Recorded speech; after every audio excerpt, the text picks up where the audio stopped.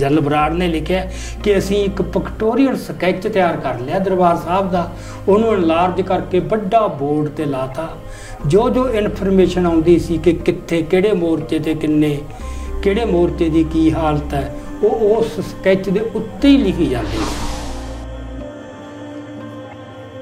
तो 1 तरीक नूं उन्होंने दोपहरे 12 बजे जबरदस्त फायरिंग शुरू करती दरबार साहब वाल। CRPF मोर्चे देख देख के कित्थे कित्थे उन्हां मोर्चों ते ये फायरिंग पूरे 8 घंटे लगातार चली बिना रुके। तो जनरल बराड़ लिखदा कि उस फायरिंग दे विच 11 बंदे मारे, जिन्हां च एक बिरध ते एक औरत ते एक बच्चा भी शामिल। ये जिहड़ी फायरिंग हुई सी CRP दी, इहदा मकसद 2 सी। एक तो भी इन्नी तापड़ तोड़ फायरिंग करो कि बंदे दहल जान भी हुण तक तुहानूं पता नहीं सी सरकार की हुंदी है, हुण असीं आ गए। ते जिहड़े कमज़ोर मादे वाले होणगे वो भज भुज जाणगे। ये हर जंग दे विच ही हुंदा भी तुसीं पहलां फायरिंग करके अगले नूं प्रवोक करो, वो फायरिंग करन, तुहानूं पता लग जू कित्थों आ रही है गोली, उन्हां दे मोर्चे दा पता लग जू, गोलियां किहड़ियां वो हथियारों का पता लग, तो वो चलाउण तो पता लग जाता किन्ने क ट्रेंड बंदे। तो वो ये सारा कुछ उन्होंने एक जोना हुंदा, अंदाजा लाना हुंदा। ये मकसद सीगा 1 तरीक की फायरिंग। तो उस तो बाद इन्हें जिहड़ा इमीडिएट कारज किया जिहड़ा इहनूं सीगा कि सानूं जिहड़ी हैगी अंदरली जानकारी पूरी हो, ਉਹਦੇ किन्ने लड़ाकू फोर्स है संत जरनैल सिंह भिंडरां वालियां दी, वो कित्थे कित्थे मोर्चे बनाए हुए ते किस किस्म की वो फोर्स है, ਉਹਦੀ गिनती किन्नी है, उन्हां दे हथियार किहड़े ने, उन्हां दी ट्रेनिंग की है, क्वालिटी की है, जिहड़े बंदे लड़ रहे। ते उत्थे हुण जिहड़ी इन्हां दी मीटिंग हुई 1 तरीक नूं, वो इस पक्कों महत्वपूर्ण है कि आपां नूं ना इन्हां दे फैसलिਆਂ दा, इन्हां दी फंक्शनिंग किवें चलदी है सरकारां दी, ਉਹਦਾ एक आपां नूं ना ਉਹਦੇ चों झलक मिलती है। तो जनरल बराड़ लिखता भी सानू ब्रीफिंग की भी मीटिंग क्यों बुलाई है। ब्रीफिंग का भाव हालात बारे दस्सिया। हालात बारे की दस्सिया? नंबर 1 संत जरनैल सिंह भिंडरां वाले ने दरबार साहब ते पंजाब के दर्जनां ही होर गुरुद्वारियां ते जबरी कब्जा करके ते उत्थे वो देश विरोधी कार्रवाइयां चला रहे, जिन्हों ने अंदर श्रद्धालुओं के रूप च जाके एक मोर्चा, क्योंकि असी भी उत्थे जाते रहे उन्होंने दिनों किसी ते कोई रोक नहीं सी। तुसी अकाल तख्त ते भी जाते सी, सारी परिक्रमा च भी गेड़ा दिंदे सी, बस सिर्फ यही बहुता शक्की नज़रां नाल ना देखो तो गेड़ा कढ़ सकते सी। तो जिहड़े ट्रेंड बंदे हुंदे तो ला लैंदे हिसाब। सो ये कहण भी सानूं तां पता नहीं सीगा उत्थे की सी, ये एवें बाद झूठ बोलिया। हाँ, ये उन्होंने सारी जानकारी वो उन्होंने कोले सरकार ने उन्होंने प्रोवाइड करती सी। इंदिरा गांधी का स्टाइल फंक्शनिंग का बन गया सी। उसकी एक छोटी जी जुंडली सी जिहदे च राजीव गांधी, अरुण नेहरू, अरुण सिंह, KP सिंह दिओ, P चिदंबरम, PC अलेक्जेंडर, मतलब इस तरह के बंदे सी। इदू बाहर किसी को कुछ पता नहीं सी, पार्टी नूं भी मिनिस्टरां नूं भी कोई पता नहीं सी इदू बाद कि कदों होना की होना।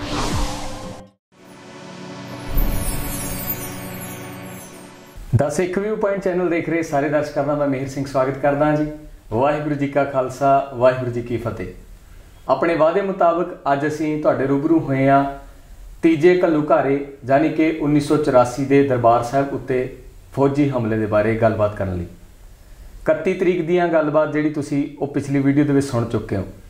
31 तो 1 दी दरबानी रात दे विच की कुछ हुंदा ते 1 तरीक नूं की कुछ वापरदा।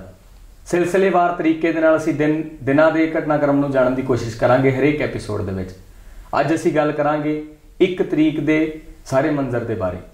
फौज दी की तैयारी सी ते दूजे पासे गगन दा मामा बाजियो भरियो निशाने घाओ, खेत जो मांडियो सूरमा, अब जूजन को दाओ दे मावा को अनुसार संत जरनैल सिंह खालसा भिंडरां की अगवाई विच सूरमे अपने मोर्चों के किस तरीके दे नाल अपनी तैयारियां कर रहे सन। ਇਹ ਸਾਰੇ ਦੇ ਵੀ ਜਾਣਨ ਲਈ, ਇਹ ਸਾਰੀ ਗੱਲਬਾਤ ਨੂੰ ਕਰਨ ਦੇ ਲਈ ਸਾਡੇ ਨਾਲ ਮੌਜੂਦ ਨੇ ਸਿੱਖ ਰਾਜਨੀਤਿਕ ਵਿਸ਼ਲੇਸ਼ਕ ਸਰਦਾਰ ਅਜਮੇਰ ਸਿੰਘ ਜੀ। ਸਵਾਗਤ ਕਰਦੇ ਹਾਂ ਜੀ। ਵਾਹਿਗੁਰੂ ਜੀ ਕਾ ਖਾਲਸਾ, ਵਾਹਿਗੁਰੂ ਜੀ ਕੀ ਫਤਿਹ। ਪਹਿਲਾਂ ਤਾਂ ਇਹ ਜਾਣਨ ਦੀ ਕੋਸ਼ਿਸ਼ ਕਰਦੇ ਹਾਂ ਜੀ ਵੀ ਜਿਹੜੀ 1 ਤਰੀਕ ਜਿਹੜੀ ਆਪਾਂ ਗੱਲ ਕਰਨ ਲੱਗੇ ਅੱਜ, 31 ਤੋਂ 1 ਦੀ ਦਰਮਿਆਨੀ ਰਾਤ ਦੇ ਵਿੱਚ ਕੀ ਕੁਝ ਹੁੰਦਾ, ਤੇ 1 ਤਰੀਕ ਨੂੰ ਬਹੁਤੇ ਸਰੋਤ ਇਹ ਕਹਿੰਦੇ ਕਿ 3 ਤਰੀਕ ਨੂੰ ਗੋਲੀ ਚੱਲਦੀ ਹੈ। ਜਿਹੜੇ ਸਰਕਾਰੀ ਅਫਸਰਾਂ ਵੱਲੋਂ ਕਿਤਾਬਾਂ ਲਿਖੀਆਂ ਜਾਂ ਜਿਹੜੇ ਉਸ ਸਮੇਂ ਫੌਜ ਦੇ ਮੁਖੀ ਸੀਗੇ ਉਹਨਾਂ ਦੀਆਂ ਕਿਤਾਬਾਂ ਦੇ ਵਿੱਚ ਜ਼ਿਕਰ ਆਉਂਦਾ, ਪਰ 1 ਤਰੀਕ ਨੂੰ ਸ਼ਹਾਦਤਾਂ ਦੀ ਵੀ ਗੱਲ ਹੁੰਦੀ ਹੈ, 1 ਤਰੀਕ ਨੂੰ ਗੋਲੀ ਚੱਲਣ ਦੀ ਵੀ ਗੱਲ ਹੁੰਦੀ ਹੈ। ਇਹ ਸਾਰੀ ਚੀਜ਼ ਤੋਂ ਅੱਜ ਪਰਦਾ ਚੱਕਾਂਗੇ, ਅਸੀਂ ਉਹਦੇ ਬਾਰੇ ਦੱਸਣਾ ਕਰਾਂਗੇ ਅਸਲ ਰੂਪ ਦੇ ਵਿੱਚ ਕੀ ਸੀਗਾ ਵੀ 1 ਤਰੀਕ ਨੂੰ ਕੀ ਕੁਝ ਹੁੰਦਾ। ਸੋ ਜਿਹੜੇ ਮੈਂ ਆਪਾਂ ਪਿਛਲੀ ਵੀਡੀਓ ਦੇ ਵਿੱਚ ਗੱਲ ਕਰ ਚੁੱਕੇ ਹਾਂ ਕਿ ਇਨ ਪ੍ਰਿੰਸੀਪਲ ਸਰਕਾਰ ਜਿਹੜੀ ਆ ਉਹ ਇਸ ਗੱਲ ਦਾ ਫੈਸਲਾ ਕਰ ਚੁੱਕੀ ਸੀ ਕਿ ਅਖੀਰ ਨੂੰ ਫੌਜੀ ਕਾਰਵਾਈ ਕਰਨੀ ਆ ਦਰਬਾਰ ਸਾਹਿਬ ਤੇ। ਇਨ ਪ੍ਰਿੰਸੀਪਲ ਫੈਸਲਾ ਹੋ ਗਿਆ ਸੀ, ਪਰ ਕਦੋਂ ਕਰਨਾ ਹੈ ਉਹਦੇ ਤਰੀਕਾਂ ਨਿਸ਼ਚਿਤ ਨਹੀਂ ਸੀ ਹੋਈਆਂ। ਦੂਜੀ ਗੱਲ, ਉਹਦੇ ਵਾਸਤੇ ਫੌਜ ਦੀਆਂ ਕਿਹੜੀਆਂ ਟੁਕੜੀਆਂ, ਕਿਹੜੇ ਅਫਸਰ, ਇਹਦਾ ਅਜੇ ਕੁਝ ਵੀ ਠੋਸ ਉਹਨਾਂ ਨੇ ਫੈਸਲੇ ਨਹੀਂ ਸੀ ਕੀਤੇ। ਉਹਨਾਂ ਨੇ ਸਿਰਫ ਜਨਰਲ ਵੈਦਿਆ ਨੂੰ, ਜਿਹੜਾ ਚੀਫ ਸੀਗਾ, ਉਹਨੂੰ ਇਹ ਗੱਲ ਕਨਵੇ ਕਰਤੀ ਸੀ ਕਿ ਕਾਰਵਾਈ ਕਰਨੀ ਪੈਣੀ ਹੈ।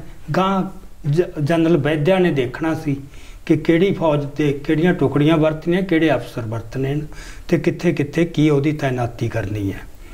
ਸੋ ਇਸ ਤਰ੍ਹਾਂ ਸਿਲਸਿਲਾ ਚੱਲਦਾ ਗਿਆ ਤੇ ਪਰ ਮਈ ਦੇ ਅਖੀਰ ਜਾ ਕੇ ਸਰਕਾਰ ਨੇ ਇਹ ਫੈਸਲਾ ਕਰ ਲਿਆ ਕਿ ਕੁਛ ਹੀ ਦਿਨਾਂ 'ਚ ਕੁਛ ਵੀ ਦਿਨ ਕੀ, ਉਹਨਾਂ ਨੇ 3 ਤਰੀਕ ਤੋਂ ਲੈ ਕੇ 3 ਤਰੀਕ ਦਾ ਹੀ ਉਹਨਾਂ ਨੇ ਫੈਸਲਾ ਕਰ ਲਿਆ ਸੀ ਕਿ 3 ਤਰੀਕ ਨੂੰ ਅਸੀਂ ਇਹ ਕਾਰਵਾਈ ਸ਼ੁਰੂ ਕਰ ਦੇਣੀ ਹੈ, ਬਕਾਇਦਾ ਮਤਲਬ। ਸੋ ਉਦੋਂ ਪਹਿਲਾਂ ਉੱਥੇ ਫਿਰ ਫੌਜ ਢੋਣੀ ਪੈਣੀ ਸੀ, ਹੋਰ ਬੜਾ ਕੁਝ ਪਹਿਲਾਂ ਕਰਨਾ ਪੈਂਦਾ ਉਹਦੀ ਤਿਆਰੀ ਵਾਸਤੇ ਹਮਲੇ ਤੋਂ। ਸੋ ਉਹ ਉਹਨਾਂ ਨੇ ਮਤਲਬ ਸਿਲਸਿਲਾ ਸ਼ੁਰੂ ਕਰਤਾ ਸੀ। ਜਨਰਲ ਬਰਾੜ, ਜਿਹੜਾ KS ਬਰਾੜ, ਕੁਲਦੀਪ ਸਿੰਘ ਬਰਾੜ, ਜਿਹਨੂੰ ਸਾਰੀ ਹਮਲੇ ਦੀ ਜਿਹੜੀ ਹੈਗੀ ਹੈ ਉਹ ਅਗਵਾਈ ਸੌਂਪੀ ਗਈ, ਸਾਰੀਆਂ ਤਾਕਤਾਂ ਦੀ। ਓਵਰਆਲ ਜਿਹੜਾ ਹਮਲਾ ਕਰਨਾ ਦਰਬਾਰ ਸਾਹਿਬ ਤੇ, ਉਹਦੀ ਕਮਾਂਡ ਉਹਦੇ ਹੱਥ ਸੀ। ਸੋ ਉਹ ਇਹ ਦੱਸਦਾ ਆਪਦੀ ਕਿਤਾਬ ਦੇ ਵਿੱਚ ਵੀ ਮੈਂ 1 ਜੂਨ ਦੀ ਰਾਤ ਨੂੰ ਆਪਦੀ ਪਤਨੀ ਨਾਲ 1 ਮਹੀਨੇ ਲਈ ਮਨੀਲਾ ਛੁੱਟੀ ਤੇ ਜਾਣਾ ਸੀ। ਫਿਲੀਪੀਨਜ਼ ਦੇ ਵਿੱਚ ਛੁੱਟੀ ਲੈ ਰੱਖੀ ਸੀ, ਟਿਕਟਾਂ ਹੋ ਚੁੱਕੀਆਂ ਸੀ, ਤਿਆਰੀ ਸੀ। ਉਦੋਂ ਉਹ ਮੇਟ ਛਾਉਣੀ 'ਚ ਸੀਗਾ। ਸੋ ਮੇਟ ਛਾਉਣੀ ਦੇ ਵਿੱਚ ਉਹਨਾਂ ਨੇ ਸੋਚਿਆ ਸੀ ਕਿ ਆਪਾਂ 31 ਦੀ ਸ਼ਾਮ ਨੂੰ ਇੱਥੋਂ ਕਾਰ ਰਾਹੀਂ ਦਿੱਲੀ ਚਲੇ ਜਾਵਾਂਗੇ, ਉੱਥੋਂ ਫਿਰ ਅਗਲੇ ਦਿਨ ਫਲਾਈ ਕਰ ਲਾਂਗੇ। ਉਹ ਦੱਸਦਾ ਕਿ ਅਸੀਂ ਅਜੇ ਤੁਰਨ ਬਾਰੇ ਸੋਚ ਹੀ ਰਹੇ ਹਾਂ ਤੇ ਇੱਕ ਬਹੁਤ ਹੀ ਅਰਜੈਂਟ ਐਮਰਜੈਂਸੀ ਵੈਸਟਰਨ ਕਮਾਂਡ ਦੇ ਹੈੱਡਕੁਆਟਰ ਤੋਂ ਕਾਲ ਆ ਗਈ ਟੈਲੀਫੋਨ ਦੀ। ਉਹ ਇਹਨੇ ਕਾਲ ਅਟੈਂਡ ਕੀਤੀ। ਉਹਨਾਂ ਨੇ ਬਸ ਇੱਕੋ ਹੀ ਸੁਨੇਹਾ ਦਿੱਤਾ ਬਰੀਫ ਦੇ ਵਿੱਚ ਹੀ ਕਿ ਕੱਲ੍ਹ ਨੂੰ 1 ਤਰੀਕ ਨੂੰ 9 ਵਜੇ ਸਵੇਰੇ ਚੰਡੀ ਮੰਦਰ ਪਹੁੰਚ ਜਾਓ ਜੀ, ਤੇ ਉੱਥੇ ਅੰਦਰੂਨੀ ਸੁਰੱਖਿਆ ਬਾਰੇ ਕੋਈ ਜ਼ਰੂਰੀ ਕਾਨਫਰੰਸ ਕਰਨੀ ਹੈ। ਕਾਨਫਰੰਸ ਤੋਂ ਭਾਵ ਇਹਨਾਂ ਦਾ ਹੁੰਦਾ ਮੀਟਿੰਗ, ਜਿਹਦਾ ਮਤਲਬ ਇੱਕ ਬਹੁਤ ਹੀ ਉੱਪਰਲੀ ਪਰਤ ਸ਼ਾਮਲ ਹੋਊਗੀ ਜਨਰਲਾਂ ਦੀ, ਤੇ ਉਹਦੇ 'ਚ ਅੰਦਰੂਨੀ ਸੁਰੱਖਿਆ ਦੇ ਮਾਮਲੇ ਬਾਰੇ ਕੋਈ ਜ਼ਰੂਰੀ ਐਮਰਜੈਂਸੀ ਵਿਚਾਰ ਵਟਾਂਦਰਾ ਕਰਨਾ ਹੈ। ਹੁਣ ਜਨਰਲ ਬਰਾੜ ਲਿਖਦਾ ਕਿ ਮੈਨੂੰ ਵੀ ਇਹ ਅੰਦਰੂਨੀ ਸੁਰੱਖਿਆ ਦਾ ਕੀ ਲਫੜਾ, ਮੈਨੂੰ ਕੋਈ ਪਤਾ ਨਹੀਂ ਸੀ, ਮੈਨੂੰ ਕੁਝ ਵੀ ਨਹੀਂ ਸੀ ਪਤਾ ਵੀ ਇਹ ਕੀ ਹੋਇਆ ਗੱਲ। ਹੁਣ ਇਹ 'ਚੋਂ ਇੱਕ ਗੱਲ ਤਾਂ ਵੈਸੇ ਸਵਾਲ ਖੜਾ ਹੁੰਦਾ ਵੀ ਜਦੋਂ ਉਹ ਫੌਜ ਦੇ ਵਿੱਚ ਜਿਹੜੀ ਅਫਸਰ ਕਲਾਸ ਹੈ, ਜਦੋਂ ਉਹਦੀ ਭਰਤੀ ਹੁੰਦੀ ਹੈ, ਉਹ ਬਹੁਤ ਬਰੀਕ ਛਾਨਣੀ ਲਾ ਕੇ ਕਰਦੇ ਨੇ ਇੰਟੈਲੀਜੈਂਟ ਬੰਦਿਆਂ ਨੂੰ। ਉਹ ਜਿਹੜੇ ਇਮਤਿਹਾਨ ਰਿਟਨ ਵੀ ਹੁੰਦਾ ਤੇ ਇੰਟਰਵਿਊ ਹੁੰਦਾ, ਬੜੇ ਬ੍ਰਿਲੀਅੰਟ ਮਾਈਂਡ ਅਫਸਰਾਂ ਵਾਸਤੇ।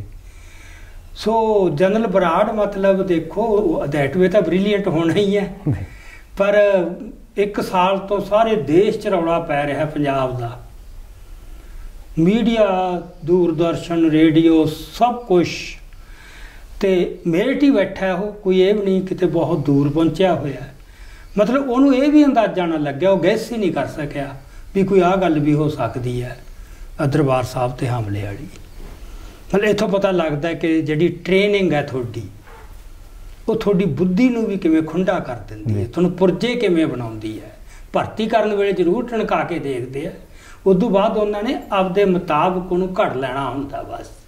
ਉਹ ਤਾਂ ਪਹਿਲਾਂ ਤਾਂ ਉਹਨਾਂ ਨੇ ਮਟੀਰੀਅਲ ਲੈ ਲਿਆ ਇਹ ਵੀ ਹੋ ਸਕਦਾ ਵੀ ਸਰਕਾਰ ਨੂੰ ਕਿਸੇ ਨਾ ਕਿਤੇ ਡਰ ਹੋਵੇ ਵੀ ਹਾਂ ਕਿਤੇ ਕੋਈ ਇਹ ਹਮਲੇ ਦੀ ਗੱਲ ਬਾਹਰ ਨਾ ਨਿਕਲ ਆਵੇ। ਇਹ ਤਾਂ ਸੀ ਗਈ, ਉਹਨਾਂ ਨੇ ਬਿਲਕੁਲ ਕਿਤੇ ਵੀ ਭਾਫ ਨਹੀਂ ਕੱਢੀ। ਦੇਖੋ ਇਹ ਜਿਹੜਾ ਫੈਸਲਾ ਹੋਇਆ, ਜਿਹੜੇ ਸਾਡੇ ਬੰਦੇ ਕਈ ਵਾਰ ਨਾ ਜਿਨ੍ਹਾਂ ਨੂੰ ਗੌਰਮੈਂਟ ਦੀ ਫੰਕਸ਼ਨਿੰਗ ਦਾ ਨਹੀਂ ਪਤਾ, ਮਿਲਟਰੀ ਦੀ ਕਾਰਵਾਈਆਂ ਦਾ ਨਹੀਂ ਪਤਾ, ਉਹ ਕਹਿ ਦਿੰਦੇ ਨੇ ਵੀ ਅਕਾਲੀ ਆਗੂਆਂ ਨੇ ਫੋਨ ਕਰਕੇ ਬੁਲਾਇਆ ਉਹਨਾਂ ਨੂੰ ਵੀ ਆਓ ਹੁਣ ਹਮਲਾ ਕਰੋ। ਇਹੋ ਜਿਹੀਆਂ ਗੱਲਾਂ ਆਉਂਦੀਆਂ। ਹਾਂ ਇਹ ਆਉਂਦੀਆਂ, ਇਹ ਐਵੇਂ ਝੂਠਾ ਪ੍ਰਾਪੇਗੰਡਾ ਹੈ ਉਸ ਤਰ੍ਹਾਂ ਦਾ। ਮਤਲਬ ਇੱਥੋਂ ਇਸ ਹੱਦ ਤੱਕ ਸੀ ਕਿ ਪਾਰਟੀ ਦੇ ਵਿੱਚ ਤੇ ਸਰਕਾਰ 'ਚ ਵੀ ਬਹੁਤ ਹੀ ਥੋੜ੍ਹੇ ਜਿਹੇ ਬੰਦਿਆਂ ਨੂੰ ਪਤਾ ਸੀ। ਇੰਦਰਾ ਗਾਂਧੀ ਦਾ ਸਟਾਈਲ ਫੰਕਸ਼ਨਿੰਗ ਦਾ ਇਹ ਬਣ ਗਿਆ ਸੀ। ਉਹਦੀ ਇੱਕ ਛੋਟੀ ਜਿਹੀ ਜੁੰਡਲੀ ਸੀ ਜਿਹਦੇ 'ਚ ਰਾਜੀਵ ਗਾਂਧੀ, ਅਰੁਣ ਨਹਿਰੂ, ਅਰੁਣ ਸਿੰਘ, KP ਸਿੰਘ ਦਿਓ, P ਚਿਦੰਬਰਮ, PC ਅਲੈਗਜੈਂਡਰ, ਮਤਲਬ ਇਸ ਤਰ੍ਹਾਂ ਦੇ ਬੰਦੇ ਸੀ। ਇਦੋਂ ਬਾਹਰ ਕਿਸੇ ਨੂੰ ਕੁਝ ਪਤਾ ਨਹੀਂ ਸੀ, ਪਾਰਟੀ ਨੂੰ ਵੀ, ਮਿਨਿਸਟਰਾਂ ਨੂੰ ਵੀ ਕੋਈ ਪਤਾ ਨਹੀਂ ਸੀ ਇਦੋਂ ਬਾਅਦ ਕਿ ਕਦੋਂ ਹੋਣਾ ਕੀ ਹੋਣਾ ਹੈ। ਕਹਿੰਦੇ ਗੱਲ ਇਹਨਾਂ ਨਾਲ ਸਾਂਝੀ ਕਰਨ ਤੋਂ ਬਾਅਦ ਵੀ ਉਹ ਜਿਹੜਾ ਫੈਸਲਾ ਲੈਂਦੀ ਸੀ ਇਕੱਲੀ ਲੈਂਦੀ ਸੀ। ਉਹ ਤਾਂ ਚਲੋ ਇਸ ਤਰ੍ਹਾਂ ਹੀ ਹੁੰਦਾ ਹੈ, ਅਲਟੀਮੇਟਲੀ ਤਾਂ ਫਿਰ ਉਹਨੇ ਇਕੱਲੇ ਨਹੀਂ ਫੈਸਲਾ ਲੈਣਾ। ਕੋਈ ਵੀ ਲੀਡਰ ਹੈ ਉਹ ਵਿਚਾਰ ਵਟਾਂਦਰਾ ਕਰੂ ਤੇ ਜਦੋਂ ਉਹਨੇ ਫੈਸਲਾ ਲੈਣਾ ਉਹ ਤਾਂ ਫਿਰ ਇਕੱਲਾ ਹੀ ਲਊਗਾ। ਸੋ ਇਹਨਾਂ ਦੇ ਵਿੱਚ ਹੀ ਸੀ ਇਹ ਫੈਸਲਾ, ਤੇ ਜਾਂ ਵੈਦਿਆ ਨੂੰ ਪਤਾ ਸੀ ਤੇ ਉਹਨਾਂ ਨੇ ਜਿਹੜੇ ਸੁਨੇਹੇ ਲਾਏ, ਇਕੱਲੇ ਬਰਾੜ ਨੂੰ ਨਹੀਂ ਸੱਦਿਆ, ਬਾਕੀ ਵੀ ਸਾਰੇ ਜਨਰਲਾਂ ਨੂੰ ਸੱਦਿਆ। ਉਹਨਾਂ ਦੇ ਚੰਡੀ ਮੰਦਰ ਪਹੁੰਚਣ ਤੱਕ ਕਿਸੇ ਨੂੰ ਕੋਈ ਪਤਾ ਨਹੀਂ ਸੀ ਕਿ ਕੀ ਮਾਮਲਾ ਹੈ। ਸੋ ਜਨਰਲ ਬਰਾੜ ਲਿਖਦਾ ਕਿ ਅਸੀਂ ਚਲੋ ਮੈਂ 1 ਤਰੀਕ ਨੂੰ ਫਲਾਈਟ ਲੈ ਕੇ ਦਿੱਲੀ ਤੋਂ ਚੰਡੀ ਮੰਦਰ ਚਲਿਆ ਗਿਆ ਤੇ ਘਰ ਵਾਲੀ ਨੂੰ ਕਹਿ ਗਿਆ ਵੀ ਮੈਂ ਸ਼ਾਮ ਨੂੰ ਵਾਪਸ ਫਲਾਈਟ ਤੇ ਆ ਜਾਣਾ ਤੇ ਤੂੰ ਸਮਾਨ ਬੰਨ ਰੱਖੀ ਤੇ ਆਪਾਂ ਰਾਤ ਨੂੰ ਚੜ ਜਾਣਾ। ਪਰ ਉਦੋਂ ਵੀ ਉਹਨੂੰ ਪਤਾ ਨਹੀਂ ਸੀ ਇਸ ਗੱਲ ਦਾ। ਸੋ ਉੱਥੇ ਫਿਰ ਜਦੋਂ ਪਹੁੰਚਿਆ ਉਹ ਚੰਡੀ ਮੰਦਰ, ਉੱਥੇ ਉਹਨਾਂ ਨੇ ਇੱਕ ਆਪਰੇਸ਼ਨ ਰੂਮ ਬਣਾ ਚੁੱਕੇ ਸੀ, ਪਹਿਲਾਂ ਤਿਆਰੀਆਂ ਸੀਗੀਆਂ ਸਾਰੀਆਂ। ਉਹ ਆਪਰੇਸ਼ਨ ਰੂਮ ਦੇ ਵਿੱਚ ਮੀਟਿੰਗ ਹੋਈ ਜਿਹਦੇ ਵਿੱਚ ਕਾਫੀ ਚੋਟੀ ਦੇ ਜਿਹੜੇ ਜਨਰਲ ਸੀਗੇ ਉਹ ਸ਼ਾਮਲ ਸੀ। ਹੁਣ ਇਹਦੇ 'ਚ ਇਹ ਹੈ ਕਿ ਜਿਹੜੀ ਚੋਣ ਕੀਤੀ ਗਈ ਜਨਰਲਾਂ ਦੀ ਉਹ ਬਹੁਤ ਬਰੀਕੀ 'ਚ ਜਾ ਕੇ ਉਹਨਾਂ ਨੇ ਕੀਤੀ ਕਿ ਇਸ ਕੰਮ ਦੇ ਯੋਗ ਬੰਦੇ ਕਿਹੜੇ ਨੇ। ਸੋ ਸਭ ਤੋਂ ਜਿਹੜਾ ਓਵਰਆਲ ਇੰਚਾਰਜ ਸਮਝ ਲਓ ਸਾਰੀ ਕਾਰਵਾਈ ਦਾ ਉਹ ਸੀਗਾ ਕ੍ਰਿਸ਼ਨਾ ਸਵਾਮੀ ਸੁੰਦਰ ਜੀ, K ਸੁੰਦਰ ਜੀ। ਉਹ ਲੈਫਟੀਨੈਂਟ ਜਨਰਲ ਸੀ, ਉਹ GOC ਸੀ ਵੈਸਟਰਨ ਕਮਾਂਡ ਦਾ। ਪਹਿਲਾਂ ਤਾਂ ਚੁਣੀ ਵੈਸਟਰਨ ਕਮਾਂਡ ਕਿ ਪੱਛਮੀ ਕਮਾਂਡ ਨੇ ਕਾਰਵਾਈ ਕਰਨੀ ਹੈ। ਫਿਰ ਜਿਹੜਾ ਉਹਦਾ ਚੀਫ ਸੀ ਉਸ ਮੌਕੇ ਦੇ ਉੱਤੇ ਲੈਫਟੀਨੈਂਟ ਜਨਰਲ K ਸੁੰਦਰ ਜੀ, ਉਹਨੂੰ ਉਹਦਾ ਓਵਰਆਲ ਇਹ ਮੀਟਿੰਗ ਸੁੰਦਰ ਜੀ ਨੇ ਕਰਵਾਈ ਸੀ। ਠੀਕ। ਤੇ ਨੰਬਰ 2 ਤੇ ਉਹਦਾ ਸੀਗਾ ਰਣਜੀਤ ਸਿੰਘ ਦਿਆਲ, ਉਹ ਵੀ ਲੈਫਟੀਨੈਂਟ ਜਨਰਲ ਸੀ ਤੇ ਦੋਹਾਂ ਦਾ ਰਿਕਾਰਡ ਬੜਾ ਸੀ। ਤੇ ਤੀਜਾ ਸੀਗਾ K ਗੌਰੀ ਸ਼ੰਕਰ, ਉਹ ਵੀ ਲੈਫਟੀਨੈਂਟ ਜਨਰਲ ਸੀ। ਤੁਸੀਂ ਇਹ ਦੇਖੋ ਜਿਹੜੇ ਬੰਦਿਆਂ ਨੂੰ ਮਿਲਟਰੀ ਦੇ ਰੈਂਕਾਂ ਦਾ ਪਤਾ ਹੈ, ਹਰਿਆਰਕੀ ਦਾ ਪਤਾ ਹੈ ਵੀ ਇੱਕ ਕਾਰਵਾਈ ਵਾਸਤੇ 3 ਲੈਫਟੀਨੈਂਟ ਜਨਰਲ ਤੇ ਉਸ ਤੋਂ ਹੇਠਾਂ ਸਾਰੇ ਉਸ ਰੈਂਕ ਦੇ ਹੋਰ ਵੱਡੇ ਉੱਚੇ ਰੈਂਕਾਂ ਦੇ। ਚਲੋ ਤਾਂ ਫਿਰ ਹੇਠਾਂ ਤਾਂ ਅੱਗੇ ਉਹਦਾ ਐਕਸਟੈਂਸ਼ਨ ਹੈ। ਸੋ ਇਹਨਾਂ ਬੰਦਿਆਂ ਦਾ ਕੈਰੀਅਰ ਫੌਜ ਦੇ ਵਿੱਚ ਬਹੁਤ ਤਕੜਾ ਸੀਗਾ। ਜਿਹੜਾ K ਸੁੰਦਰ ਜੀ ਹੈ ਉਹ ਮਹਾਰ ਰੈਜੀਮੈਂਟ ਦਾ ਸੀ ਤੇ ਉਸ ਨੇ 1965 ਦੀ ਜੰਗ 'ਚ ਮਹਾਰ ਰੈਜੀਮੈਂਟ ਦੀ ਇੱਕ ਬਟਾਲੀਅਨ ਦੀ ਅਗਵਾਈ ਕੀਤੀ ਸੀ ਤੇ ਜਿਹਦੇ ਵਿੱਚ ਉਹਨੂੰ ਫਿਰ ਮਹਾਵੀਰ ਚੱਕਰ ਮਿਲਿਆ ਸੀ। ਤੇ ਮਹਾਵੀਰ ਚੱਕਰ ਬਹੁਤ ਵੱਡਾ ਤਗਮਾ ਹੈ ਬਹਾਦਰੀ ਦਾ। ਹਾਂਜੀ। ਤੇ ਜਿਹੜਾ ਸੀਗਾ ਦਿਆਲ, ਇਹ ਪੈਰਾਸ਼ੂਟ ਬਟਾਲੀਅਨ ਦਾ ਨੂੰ ਕਮਾਂਡ ਕਰਨ ਵਾਲਾ ਬੰਦਾ ਸੀ। ਸੋ ਇਹਨੇ 1965 ਦੀ ਜੰਗ 'ਚ ਇੱਧਰ ਕਸ਼ਮੀਰ ਦੇ ਵਿੱਚ ਜਿਹੜਾ ਪਾਕਿਸਤਾਨ ਵਾਲੇ ਪਾਸੇ ਕਸ਼ਮੀਰ ਹੈ ਉੱਥੇ ਇੱਕ ਹਾਜੀ ਪੀਰ ਦਾ ਰਸਤਾ ਹੈ, ਪਾਸ, ਜਿਹਨੂੰ ਹਾਜੀ ਪੀਰ ਪਾਸ ਕਹਿੰਦੇ ਨੇ, ਜਿੱਥੋਂ ਉਹਨਾਂ ਦੀ ਫੌਜ ਇੱਧਰ ਨੂੰ ਆ ਸਕਦੀ ਸੀ। ਇਹਨੇ ਜਾ ਕੇ ਉਹ 'ਤੇ ਕਬਜ਼ਾ ਕੀਤਾ ਸੀ, ਜਿਹੜਾ ਬਹੁਤ ਹੀ ਔਖਾ ਕੰਮ ਸੀਗਾ ਕਿਉਂਕਿ ਪਹਾੜੀ ਤੋਂ ਚੜ੍ਹ ਕੇ ਅੱਗੇ ਹੇਠਾਂ ਜਾਣਾ ਪੈਣਾ ਸੀ ਤੇ ਉਹ ਫੁੱਲ ਵਿਊ ਦੇ ਵਿੱਚ ਤੁਸੀਂ ਮਤਲਬ ਖਤਰੇ ਵਾਲਾ ਕੰਮ ਸੀ। ਤੇ ਉਹਦੇ 'ਚ ਇਹਨੇ ਉਹ ਬਹੁਤ ਸਫਲਤਾ ਨਾਲ ਕੀਤਾ ਸੀ ਤੇ ਇਸ ਕਰਕੇ ਫਿਰ ਇਹਨੂੰ ਮਹਾਵੀਰ ਚੱਕਰ ਮਿਲਿਆ ਸੀ। ਤੇ ਇਸ ਤਰ੍ਹਾਂ ਜਿਹੜਾ ਸੀਗਾ ਆਪਣਾ ਸੁੰਦਰ ਜੀ, ਉਹ ਫਿਰ ਜਦੋਂ ਬੰਗਲਾਦੇਸ਼ ਦੀ ਲੜਾਈ ਲੱਗੀ ਉਦੋਂ ਉਹ ਬ੍ਰਿਗੇਡੀਅਰ ਬਣ ਚੁੱਕਿਆ ਸੀਗਾ ਤੇ ਉੱਥੇ ਉਹ ਈਸਟਰਨ ਸੈਕਟਰ ਦੇ ਵਿੱਚ ਉਹ ਉਸ ਜੰਗ ਦੇ ਵਿੱਚ ਵੀ ਸ਼ਾਮਲ ਸੀ। ਤੇ ਸਭ ਤੋਂ ਅਹਿਮ ਗੱਲ ਇਹ ਕਿ ਇੱਕ ਇੰਦੌਰ ਦੇ ਵਿੱਚ ਇਹਨਾਂ ਦੇ ਕਾਲਜ ਹੈ ਮਿਲਟਰੀ ਦਾ, ਜਿਹਨੂੰ ਕਹਿੰਦੇ ਨੇ ਮਿਲਟਰੀ ਵਾਰ ਕਾਲਜ ਜਾਂ ਆਰਮੀ ਵਾਰ ਕਾਲਜ, ਜਿਹਦੇ ਵਿੱਚ ਜੰਗ ਬਾਰੇ ਫਲਸਫੇ ਤੋਂ ਲੈ ਕੇ रणनीति किवें घड़नी है, टैक्टिक्स पैंतड़े किवें घड़ने न, हथियारां तो लैके मतलब कनसैप्ट्स तो लैके सिद्धांतां सब कुछ वो एक बहुत उन्होंने ट्रेनिंग करवाई जाती है। वो बड़ा महत्वपूर्ण कॉलेज हुंदा है जिथे उन्होंने सिखाया जाता, पढ़ाया जाता, ट्रेंड किया जाता है। वो ओदा हैड सीगा। सो दैट वे एक ब्रिलियंट आप कह सकते हैं अफसर मिलटरी के हिसाब नाल ਜਿਹਦੀ ਉਹਨਾਂ ਨੇ ਜਿਹਨੂੰ ਉਸ ਕੰਮ ਵਾਸਤੇ ਚੁਣਿਆ। ਸੋ ਜਿਹੜਾ ਜਨਰਲ ਬਰਾੜ ਹੈ ਇਹ 1950 ਦੇ ਵਿੱਚ ਭਰਤੀ ਹੋਇਆ, ਮਤਲਬ IMA ਰਾਹੀਂ ਇੰਡੀਅਨ ਮਿਲਟਰੀ ਅਕੈਡਮੀ ਦੇ ਵਿੱਚ ਦੇਹਰਾਦੂਨ। ਤੇ ਉਦੋਂ ਇਹ ਸਟੂਡੈਂਟ ਸੀ ਤੇ ਜਨਰਲ ਸਵੇਗ ਸਿੰਘ ਉੱਥੇ ਇਹਦਾ ਇੰਸਟਰਕਟਰ ਸੀ, ਇਹਦਾ ਟੀਚਰ ਸੀ। ਸੋ ਫਿਰ ਗਾਹਾਂ ਜਦੋਂ ਫਿਰ ਬੰਗਲਾਦੇਸ਼ ਵਾਲੀ ਲੜਾਈ ਹੋਈ ਉਦੋਂ ਜਨਰਲ ਸਵੇਗ ਸਿੰਘ ਬ੍ਰਿਗੇਡੀਅਰ ਬਣ ਗਿਆ ਸੀ। ਉਹ ਤਾਂ ਖੈਰ ਉਹਦਾ ਹੀਰੋ ਸੀਗਾ ਉਸ ਜੰਗ ਦਾ। ਤੇ ਇਹ ਉੱਥੇ ਉਦੋਂ ਲੈਫਟੀਨੈਂਟ ਕਰਨਲ ਬਣ ਗਿਆ ਸੀ। ਉਦੋਂ ਇਹ ਉਹਦੀ ਅਗਵਾਈ ਹੇਠ ਉਹਦੇ ਮਤਹਿਤ ਉਸ ਜੰਗ ਦੇ ਵਿੱਚ ਲੜਿਆ ਸੀ। ਸੋ ਇਸ ਤਰ੍ਹਾਂ ਉਹਨਾਂ ਨੇ ਇਹ ਚੋਣ ਕੀਤੀ ਸੀ ਕਿ ਜਿਹੜੇ ਇਸ ਤਰ੍ਹਾਂ ਦੇ ਬੰਦੇ ਨੇ ਜਿਹੜੇ ਪੂਰੇ ਯੋਗ ਹੈ ਉਹਨਾਂ ਨੂੰ ਇਸ ਕੰਮ ਲਈ ਲਾਇਆ ਜਾਵੇ। ਸੋ ਉਹ ਸਵੇਰੇ 9 ਵਜੇ ਮਤਲਬ ਉਹਨਾਂ ਨੇ 1 ਜੂਨ ਨੂੰ ਉਹ ਮੀਟਿੰਗ ਕੀਤੀ ਜਿੱਥੇ ਜਾ ਕੇ ਉਹਨਾਂ ਨੇ ਉਹ ਇੱਕ ਆਪਦੇ ਛੋਟੇ ਜਿਹੇ ਸਰਕਲ ਨਾਲ ਗੱਲ ਸਾਂਝੀ ਕਰ ਲਈ। ਉਹਨਾਂ ਨੂੰ ਇਹ ਦੱਸਤਾ ਕਿ ਤੁਹਾਨੂੰ ਕਿਹੜੀਆਂ ਟੁਕੜੀਆਂ ਅਵੇਲੇਬਲ ਹੋਣਗੀਆਂ ਫੌਜ ਦੀਆਂ।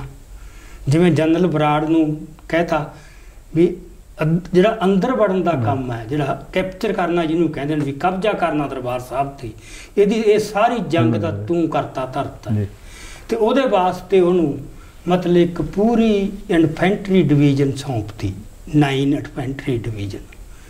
ਤੇ ਉਹਦੇ ਵਿੱਚ 3 ਬ੍ਰਿਗੇਡ ਸੀ, ਇੱਕ ਜਲੰਧਰ ਸੀ, ਇੱਕ ਮੇਰਠ ਸੀ, ਇੱਕ ਦਿੱਲੀ ਸੀ। ਸੋ ਉਹਨੂੰ ਇਹ ਕਹਿਤਾ ਕਿ ਦਿੱਲੀ ਵਾਲੇ ਬ੍ਰਿਗੇਡ ਨੂੰ ਨਾ ਬੁਲਾਈ ਕਿਉਂਕਿ ਹੋ ਸਕਦਾ ਹਮਲੇ ਤੋਂ ਬਾਅਦ ਕੋਈ ਵੱਡਾ ਰੋਹ ਫੈਲ ਜੇ ਸਿੱਖਾਂ 'ਚ, ਉਹਦੀ ਦਿੱਲੀ ਵੀ ਲੋੜ ਪੈ ਸਕਦੀ ਹੈ। ਤੇ ਤੈਨੂੰ ਇਹਦੀ ਬਜਾਏ ਜਿਹੜੀ ਹੈਗੀ ਆ ਉੱਤਰੀ ਕਮਾਂਡ, ਉਹਦੇ ਵਿੱਚੋਂ ਕੁਝ ਫੋਰਸਿਸ ਉਹ ਉੱਥੇ ਸੱਦ ਲੀਆਂ ਉਹਨਾਂ ਨੇ ਹੈੱਡਕੁਆਟਰ ਤੋਂ ਫੋਨ ਕਰਕੇ ਵੀ ਉਹ ਅੰਮ੍ਰਿਤਸਰ ਪਹੁੰਚ ਜਾਣਗੀਆਂ, ਜੇ ਲੋੜ ਪਈ ਤੂੰ ਉਹ ਲੈ ਲਈ। ਤੇ ਜਲੰਧਰ ਵਾਲੇ ਤੇ ਜਿਹੜੇ ਸੀਗੇ ਮੇਰਠ ਵਾਲੇ ਦੇ ਦੋਨੋਂ ਬ੍ਰਿਗੇਡ, ਇਹਨਾਂ ਨੂੰ ਇਹਨੇ ਉਸੇ ਵੇਲੇ ਸੁਨੇਹੇ ਭੇਜਤੇ ਵੀ ਤੁਸੀਂ ਸੜਕ ਰਾਹੀਂ ਬਸ ਜਿੰਨੀ ਛੇਤੀ ਹੋ ਸਕਦਾ ਅੰਮ੍ਰਿਤਸਰ ਪਹੁੰਚੋ। ਤੇ ਸਾਰੀਆਂ ਟੁਕੜੀਆਂ ਨੂੰ ਇਹ ਹਦਾਇਤਾਂ ਸੀ ਕਿ ਜਿੰਨੀ ਜਲਦੀ ਹੋ ਸਕਦਾ ਪਹੁੰਚੋ, ਕਿਤੇ ਨਾ ਰਾਹ 'ਚ ਆਰਾਮ ਕਰੋ, ਤੇ ਪਰ 3 ਤਰੀਕ ਦੀ ਸਵੇਰ ਤੱਕ ਤਾਂ ਹਰ ਹਾਲਤ ਪਹੁੰਚਣਾ। ਅੱਛਾ, ਉਹਨਾਂ ਸੁਨੇਹਿਆਂ 'ਚ ਉਹਨਾਂ ਨੂੰ ਕੋਈ ਪਤਾ ਨਹੀਂ। ਇਹ ਮੀਟਿੰਗ 31 ਨੂੰ ਹੁੰਦੀ ਹੈ, ਇਹ 1 ਨੂੰ ਤੇ ਫੌਰੀ ਤੌਰ ਤੇ ਜਿਹੜੇ ਉਹ ਅੱਗੇ ਹੁਕਮ ਦੇ ਦਿੱਤੇ ਉਹਦੀ ਮਤਲਬ ਟੈਲੀਫੋਨਾਂ ਤੇ ਉਹਨਾਂ ਨੇ ਕਰਨੇ ਹੁੰਦੇ ਨੇ ਹੁਕਮ ਦੇ ਤੇ ਉਹਨਾਂ ਨੂੰ ਕੁਝ ਨਹੀਂ ਦੱਸਿਆ ਕਿ ਤੁਸੀਂ ਪਹੁੰਚੋ। ਪਰ ਇੰਨੀ ਕੁ ਗੱਲ ਉਹਨਾਂ ਨੇ ਜ਼ਰੂਰ ਫੈਲਾਤੀ ਕਿ ਜਿਹੜੇ ਪੰਜਾਬ ਦਾ ਪ੍ਰਸ਼ਾਸਨ ਹੈ ਉਹਦੀ ਮਦਦ ਵਾਸਤੇ ਫੌਜ ਬੁਲਾਈ ਹੈ। ਇੱਕ ਗੱਲ ਇਹ ਵੀ ਆਉਂਦੀ ਹੈ ਕਿ ਇੰਦਰਾ ਗਾਂਧੀ ਵੱਲੋਂ ਵੀ ਅਪੀਲ ਕੀਤੀ ਗਈ ਸੀ, ਮਾਫ ਕਰਨਾ, ਵੀ ਦੱਸਿਆ ਗਿਆ ਸੀਗਾ ਰੇਡੀਓ ਦੇ ਉੱਤੇ ਕਿ ਪਾਕਿਸਤਾਨ ਹਮਲਾ ਕਰਨ ਲੱਗਿਆ ਉਹਦੇ ਕਰਕੇ। ਇਹ ਦੋ ਨੂੰ ਹੋਇਆ। ਇਹ ਆਪਾਂ ਅਗਲੀ ਵੀਡੀਓ 'ਚ ਗੱਲ ਕਰਾਂਗੇ। 1 ਤਰੀਕ ਨੂੰ ਨਹੀਂ ਇਹ ਗੱਲ ਕੋਈ ਹੋਈ। 1 ਤਰੀਕ ਨੂੰ ਤਾਂ ਇਹ ਮਿਲਟਰੀ ਵਾਲਿਆਂ ਦੀ ਮੀਟਿੰਗ ਹੋਈ। ਉਹਨਾਂ ਨੂੰ ਦੱਸਤਾ ਵੀ ਤੁਹਾਡਾ ਕਾਰਜ ਕੀ ਹੈ, ਡੇਟਾਂ ਦੱਸਤੀਆਂ ਉਹਨਾਂ ਨੂੰ, ਤੇ ਇਹ ਦੱਸਤਾ ਤੁਸੀਂ ਕਿਹੜੀਆਂ ਫੌਜੀ ਟੁਕੜੀਆਂ ਇਸ ਕੰਮ 'ਚ ਵਰਤਣੀਆਂ। ਉਹਨਾਂ ਨੇ ਉਹਦੀਆਂ ਆਪਦੇ ਹੇਠਲੇ ਅਫਸਰਾਂ ਨਾਲ, ਜਿਹਨੂੰ ਫਾਰਮੇਸ਼ਨ ਤੇ ਯੂਨਿਟ ਕਮਾਂਡਰਸ ਹੈ, ਉਹਨਾਂ ਨੂੰ ਸੁਨੇਹੇ ਭੇਜਤੇ। ਉਹਨਾਂ ਨੂੰ ਦੱਸਿਆ ਕੁਛ ਨਹੀਂ, ਬਸ ਫੌਰੀ ਅੰਮ੍ਰਿਤਸਰ ਪਹੁੰਚੋ ਇੰਨਾ ਕਹਿ ਕੇ ਉਹ ਸਾਰੇ ਸੜਕ ਦੇ ਰਸਤੇ ਚੱਲ ਪਏ। ਤੇ ਕੁਛ ਰਾਂਚੀ ਤੇ ਹੈਦਰਾਬਾਦ ਤੋਂ ਬਾਈ 에ਅਰ ਵੀ ਢੋਏ ਇਹਨਾਂ ਨੇ ਫੌਜੀ ਦਸਤੇ। ਤੇ ਅਸਾਮ ਦੇ ਵਿੱਚ ਜੋਰਹਟ ਤੋਂ ਜਿਹੜੇ ਸਪੈਸ਼ਲੀ ਟ੍ਰੇਨਡ ਕੁੱਤੇ ਹੈ ਉਹ ਹਵਾਈ ਜਹਾਜ਼ ਰਾਹੀਂ ਜੋਰਹਟ ਤੋਂ ਇੱਥੇ ਲਿਆਂਦੇ। ਬੰਬੇ ਤੋਂ ਜਿਹੜੇ ਨੇਵੀ ਦੇ ਚੁਣਵੇਂ ਗੋਤਾਖੋਰ ਸੀਗੇ, ਡਾਈਵਰਸ, ਉਹ ਉਹਨਾਂ ਨੇ ਜਹਾਜ਼ ਰਾਹੀਂ ਬੰਬੇ ਤੋਂ ਅੰਮ੍ਰਿਤਸਰ ਲਿਆਂਦੇ।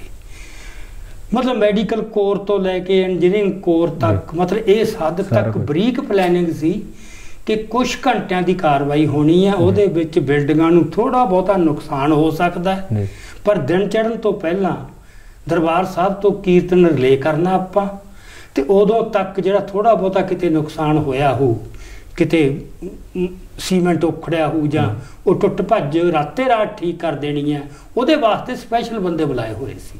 ਪਰ ਸਭ ਕੁਝ ਬਰੀਕੀ ਦੇ ਵਿੱਚ ਉਸ ਮੀਟਿੰਗ ਦੇ ਵਿੱਚ ਇਹਨਾਂ ਨੇ ਤੈਅ ਕੀਤਾ ਹੋਇਆ ਸੀ। ਸੋ ਉਹ ਇੱਕ ਵਾਲੀ ਮੀਟਿੰਗ ਹੋਈ ਤੇ ਸਾਰੇ ਆਪਦੇ ਥਾਵਾਂ ਨੂੰ ਚਲੇ ਗਏ ਜਦੋਂ ਉਹਨੂੰ ਪਤਾ ਲੱਗ ਗਿਆ ਕਿ ਅਸੀਂ ਆਹ ਕਰਨਾ ਹੈ। ਤੇ ਫਿਰ ਉਹਨਾਂ ਨੇ ਆਪਦੀਆਂ ਉਸ ਰੂਪ ਦੇ ਵਿੱਚ ਤਿਆਰੀਆਂ ਕਰਨੀਆਂ ਸ਼ੁਰੂ ਕਰਤੀਆਂ।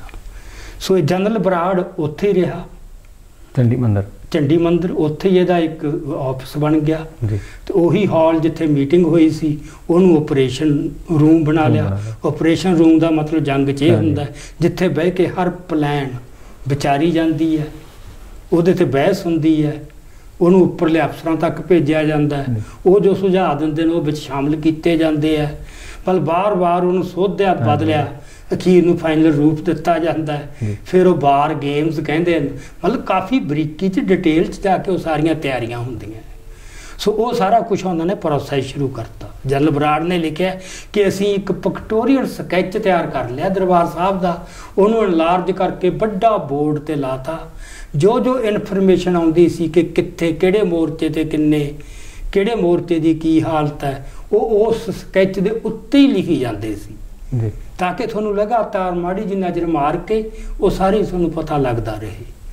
ਸੋ ਉਸ ਤੋਂ ਬਾਅਦ ਇਹਨੇ ਜਿਹੜਾ ਇਮੀਡੀਏਟ ਕਾਰਜ ਕੀਤਾ ਜਿਹੜਾ ਇਹਨੂੰ ਸੀਗਾ ਕਿ ਸਾਨੂੰ ਜਿਹੜੀ ਹੈਗੀ ਆ ਅੰਦਰਲੀ ਜਾਣਕਾਰੀ ਪੂਰੀ ਹੋਵੇ।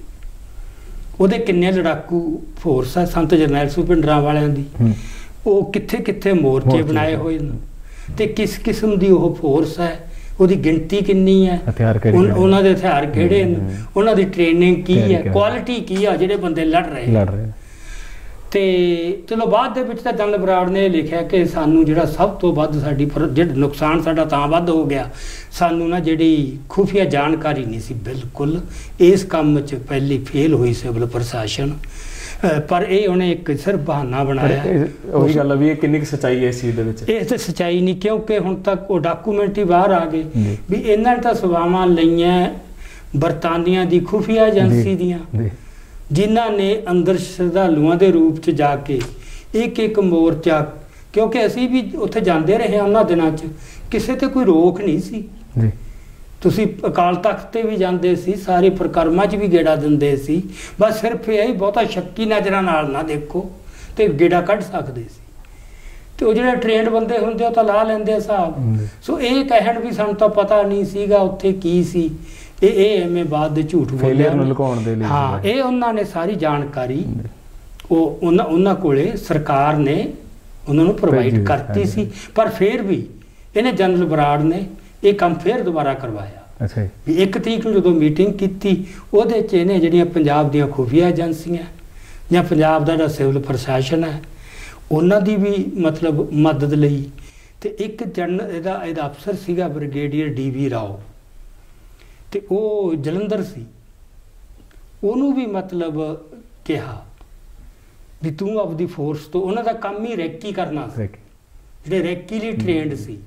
ਸੋ ਉਹਨੇ ਆਪਦੇ ਬੰਦਿਆਂ ਰਾਹੀਂ ਸਾਰੀ ਰੈਕੀ ਕਰਵਾਈ।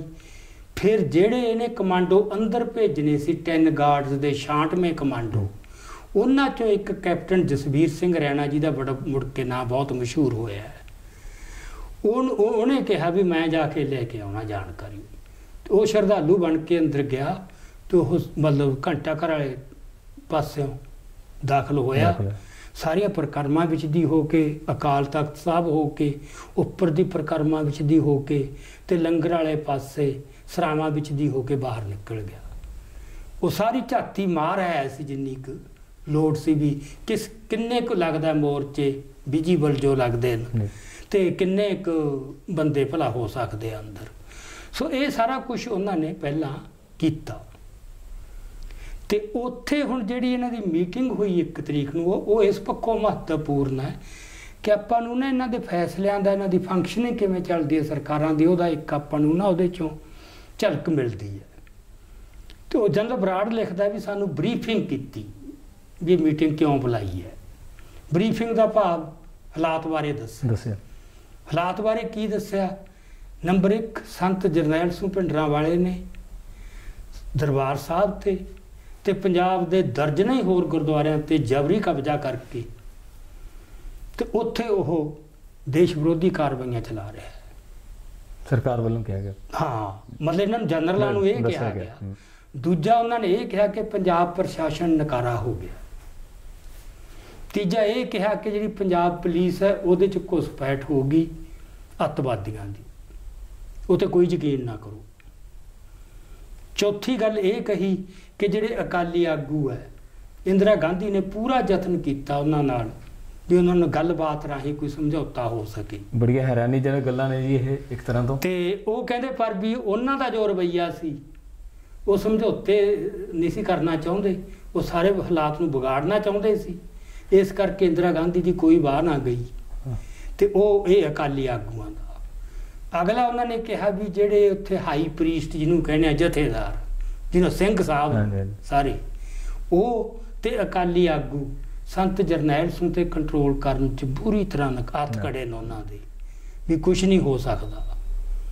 ਸੋ ਇਸ ਹਾਲਤ ਦੇ ਵਿੱਚ ਭਾਰੀ ਹਿਚਕਚਾਹਟ ਤੋਂ ਬਾਅਦ ਇੰਦਰਾ ਗਾਂਧੀ ਨੇ ਇਹ ਹਮਲਾ ਕਰਨ ਦਾ ਫੈਸਲਾ ਕੀਤਾ, ਕਿਉਂਕਿ ਦੇਸ਼ ਦੀ ਸੁਰੱਖਿਆ ਨੂੰ ਬਹੁਤ ਹੀ ਗੰਭੀਰ ਖਤਰਾ ਖੜਾ ਹੋ ਗਿਆ।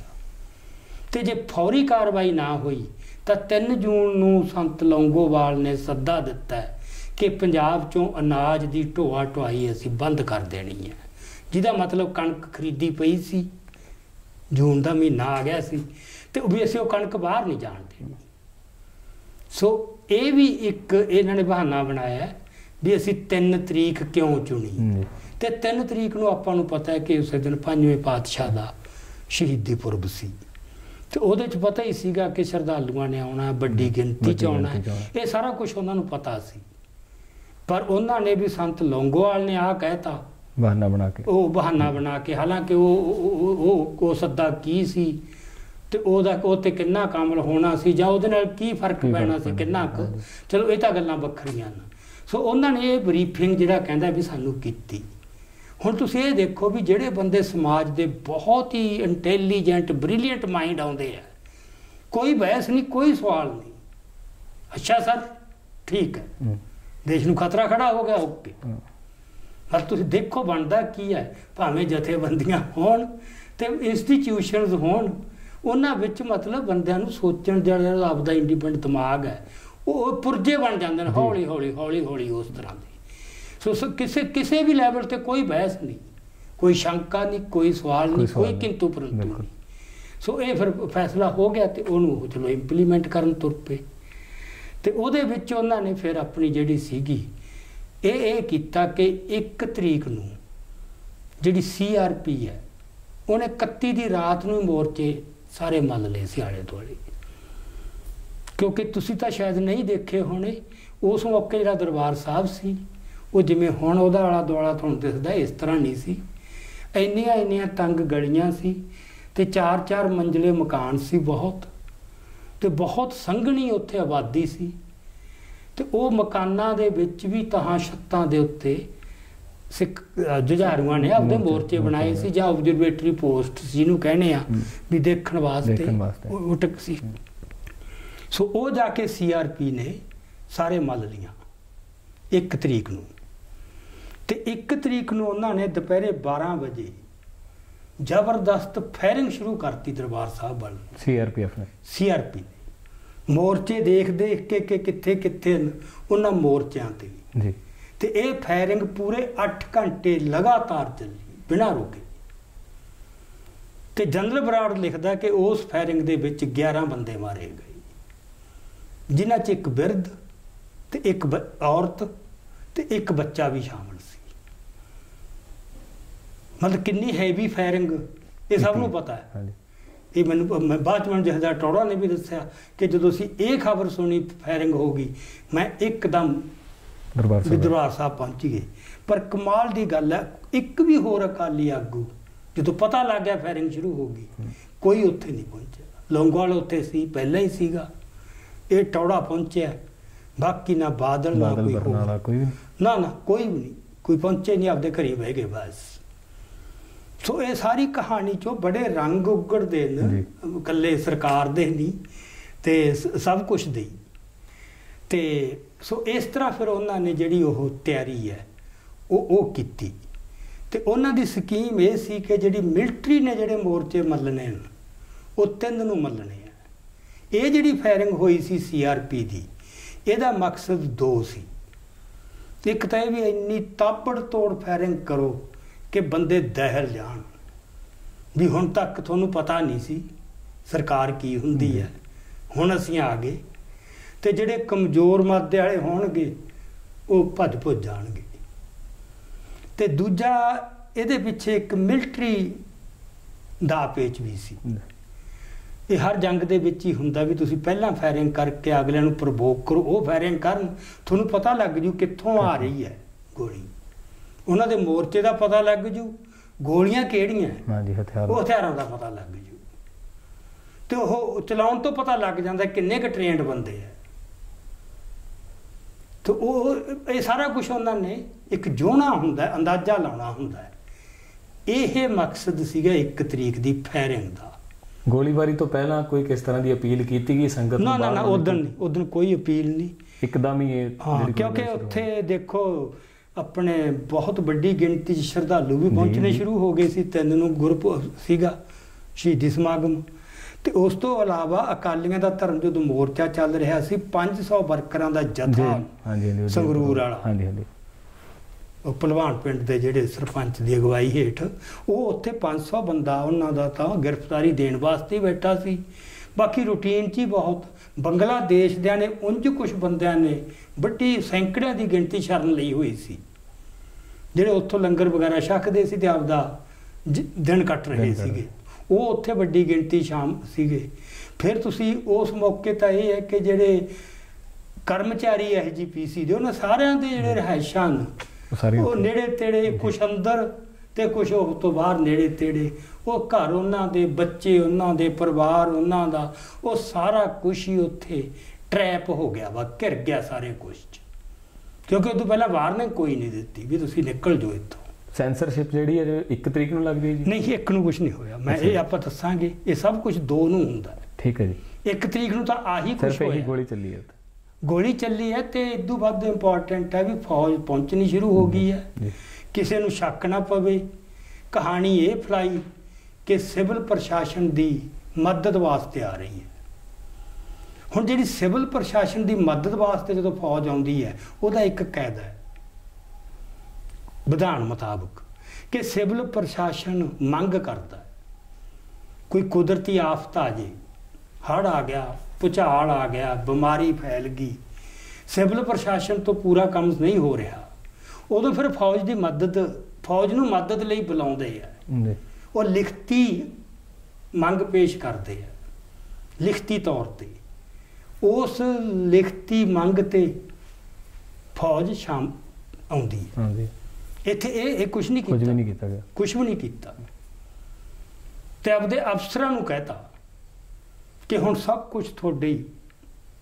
1 ਤਰੀਕ ਨੂੰ ਜਨਰਲ ਬਰਾੜ ਨੂੰ ਇਹ ਕਹਿਤਾ ਕਿ ਅੱਜ ਤੋਂ ਬਾਅਦ ਪੰਜਾਬ ਦੀ ਪੁਲਿਸ, ਪੰਜਾਬ ਅੰਦਰ ਬੈਠੀ CRP, ਪੰਜਾਬ ਅੰਦਰ ਬੈਠੀ BSF, ਜਿੰਨੀਆਂ ਪੈਰਾਮਿਲਟਰੀ ਫੋਰਸਿਸ ਇਹ ਹੁਣ ਤੇਰੇ ਹੇਠ। ਤੇ ਇੱਕ ਹਿਸਾਬ ਨਾਲ ਸਾਰਾ ਪ੍ਰਸ਼ਾਸਨ ਹੀ ਤੁਹਾਡੇ ਕੋਲੇ। ਉਹ ਰਸਮੀ ਤੌਰ ਤੇ 2 ਤਰੀਕ ਨੂੰ ਫਿਰ ਉਹਨਾਂ ਨੇ ਜਾ ਕੇ ਲਿਆ, ਉਹ ਆਪਾਂ ਅਗਲੀ ਵੀਡੀਓ 'ਚ ਗੱਲ ਕਰਾਂਗੇ। ਸੋ ਇਹ ਇੱਕ ਜਿਹੜੀ ਹੈਗੀ ਹੈ ਪਿੱਠ ਭੂਮੀ ਜਿਹਨੂੰ ਆਪਾਂ ਕਹੀਏ, ਉਹ ਤਿਆਰ ਹੁੰਦੀ ਹੈ 1 ਤਰੀਕ ਨੂੰ। ਪਰ ਉਹ ਸੁੱਤਾ ਕੋਈ ਨਹੀਂ ਉਦੋਂ। ਜਨਰਲ ਬਰਾੜ ਮੁਤਾਬਕ ਇਹ ਹੈ ਕਿ ਬਹੁਤ ਲਗਾਤਾਰ ਮੀਟਿੰਗਾਂ ਹੋ ਰਹੀਆਂ, ਫੋਨ ਖੜਕੀ ਜਾ ਰਹੇ ਨੇ, ਦੇਖ ਰਹੇ ਨੇ ਕੌਣ ਕੌਣ ਪਹੁੰਚ ਗਿਆ, ਕੌਣ ਰਹਿ ਗਿਆ ਤੇ ਕਿਹਦਾ ਕੀ ਇੰਤਜ਼ਾਮ ਕਰਨਾ ਹੈ। ਸੋ ਇੱਕ ਡਿਵੀਜ਼ਨ ਉੱਥੇ ਹੀ ਸੀਗੀ ਅੰਮ੍ਰਿਤਸਰ ਛਾਉਣੀ 'ਚ ਹੀ, ਤੇ ਉਹਦੇ 'ਚ ਜਿਹੜੀ ਵੰਡ ਕੀਤੀ ਗਈ ਉਹ ਇਹ ਸੀ ਕਿ ਜਨਰਲ ਬਰਾੜ ਕਰੂ ਹਮਲੇ ਦੀ ਸਾਰੀ ਇੰਚਾਰਜ, ਤੇ ਜਿਹੜਾ ਦਿਆਲ ਹੈ ਉਹ ਸਾਰਾ ਜੋ ਸਰਕਾਰ ਦਾ ਕੰਮ ਪੰਜਾਬ ਦੀ ਦਾ ਉਹ ਉਹਦੀ ਮੁੱਠੀ 'ਚ।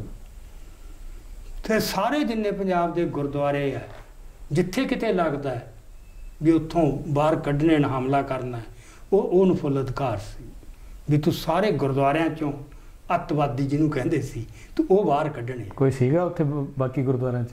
ਚਲ ਕੁਛ ਨਾ ਕੁਛ ਤਾਂ ਬੈਠੀ ਹੁੰਦਾ, ਆਪਾਂ ਨੂੰ ਪਤਾ ਹੀ ਆ ਗੁਰਦੁਆਰਿਆਂ 'ਚ, ਆਪਾਂ ਗੁਰਦੁਆਰਿਆਂ 'ਚ ਸਾਡਾ ਰਾਈਟ ਹੈ।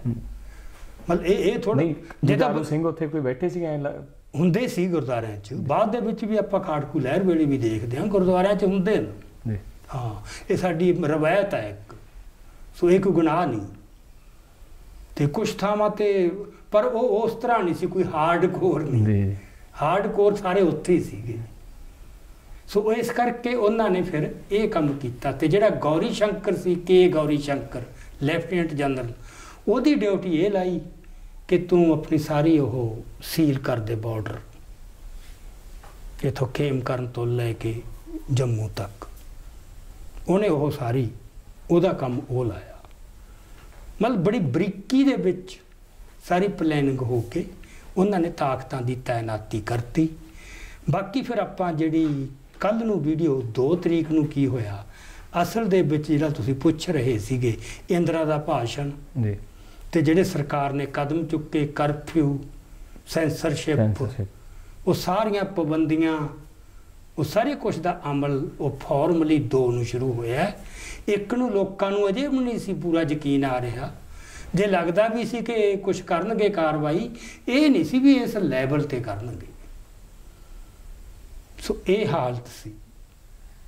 ਮਤਲਬ ਇਹ ਕਿ ਯਾਰ 3 ਤਰੀਕ ਦੀ ਰਾਤ ਨੂੰ ਜਿਹੜਾ ਅਕਾਲ ਤਖਤ ਦਾ ਜਥੇਦਾਰ ਹੈ ਕਿਰਪਾਲ ਸਿੰਘ, ਜਦੋਂ ਇੰਨੀ ਫੌਜ ਨੇ ਮੋਰਚੇ ਮੱਲ ਲਏ, ਗੋਲੀਆਂ ਚੱਲ ਰਹੀਆਂ, ਉਹ ਆਪਣੀ ਛੱਤ ਤੇ ਸੁੱਤਾ ਪਿਆ, ਛੱਤ ਦੇ ਉੱਤੇ ਗਰਮੀ 'ਚ। ਉਹ ਕਹਿੰਦਾ ਮੈਂ ਰਾਤ ਨੂੰ ਫਿਰ ਉੱਠ ਕੇ ਬਾਹਰ ਆਇਆ ਵੀ ਤਾਂ ਜ਼ਿਆਦਾ ਚੱਲ ਪਈ ਗੋਲੀ।